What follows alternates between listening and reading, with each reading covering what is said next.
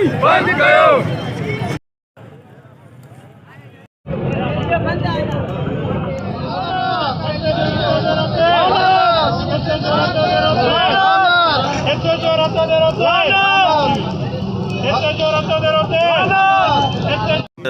असांजी गुज़ारिश आहे, असांजे धरणे जो मक़सदु इहो आहे त पुलिस रतेरे जी बदमाशी कई आहे।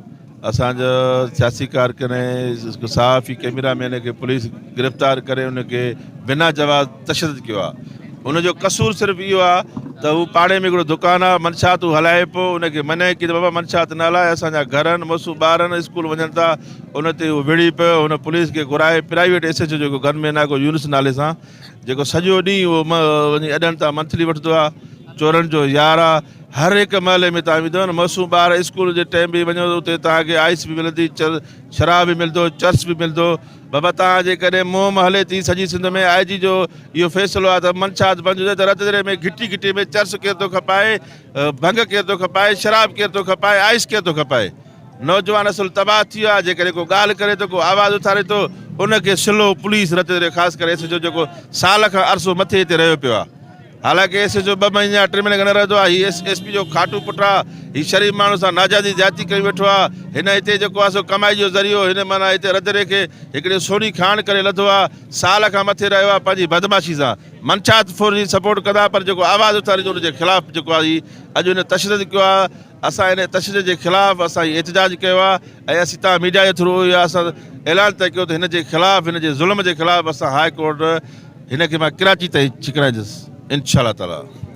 जेकॾहिं असांजा माण्हू गिरफ़्तार माण्हू बेगुनाह जेकॾहिं आज़ादु नथो कयो वञे त असां हीउ जेको मोटर विया इहो बंदि कंदासीं ऐं वधीक फ़र्ज़ लाइ असांजा सियासी धुरियूं बि वेठियूं आहिनि ऐं असां पार्टी सां बि राब्तो कयो आहे। उहो जीअं असांखे हुकुम थींदो असां हुन लाइ अमल जोड़ींदासीं। कोई रतोदरो जे मेन बस स्टैंड ते जेको एहतजाज थी रहियो आहे, उहा तव्हां सभिनी दोस्तनि खे ख़बर हूंदी त हिकु सहाफ़ी ऐं हिकु सियासी माण्हू पुरअमन शहरी खे थाणे ते वठी वञी करे उन ते तशदुद करणु उनजे ख़िलाफ़ु आहे। असां अहिड़े अमल जी मज़मत कयूं था ऐं लाड़काणे समेत सिंध जो जेको बि अमन अमान जो मसइलो आहे उहो इंतिहाई ख़राबु आहे।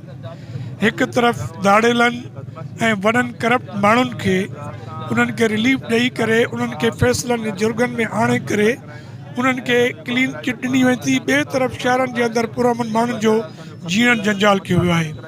जेका 17 सालनि खां हिन सिंध जे अंदरि हिकु रूलिंग पार्टी बादशाह जे सूरत में वेठी आहे, उन सिंध जी इज़त गैरत टोपी अजरक हर शइ खे ख़तमु करे छॾियो आहे।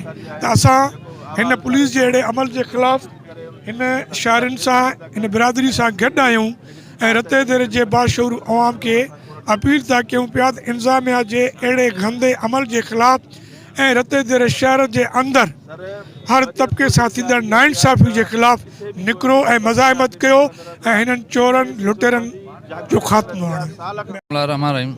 दामल उमराणी इता डिवीज़न लाणकाणू। जीअं त अॼु जेको आहे सो सुजाग न्यूज़ असांजो कैमरामैन मोहम्मद हसन उमराणी ऐं उनजे भाउ खे हिकिड़े मनशात फ़िरोश जेको आहे सो गैर क़ानूनी उनखे ॿधराए करे पुलिस जे थ्रू उन तशदुद करायो आहे ऐं नाल SHO उनखे गिरफ़्तार कयो आहे।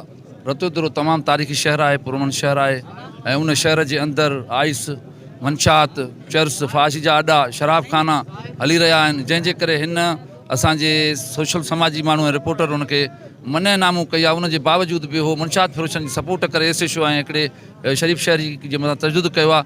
असां उनजी सख़्तु लफ़्ज़नि में मज़म्मत कयूं था ऐं SSP लाणकाणू ऐं DIG लाणकाणू खां असां पुरज़ोर मुतालबो था कयूं पिया त खुदारा ऐं इन शइ जी इंक्वायरी करे, शफ़ाफ़ इंक्वायरी करे ऐं असांजे मोहम्मद हसन उमराणी सां इंसाफ़ कयो वञे। अगरि जे उनखे अॼु न छॾियो वियो त सुभाणे असां लाइमल जोड़े करे रतोदरो असांजो सुपर हाईवे ते धरणो हणी ऐं हिन जे ख़िलाफ़ु आवाज़ उथारींदासीं। जी।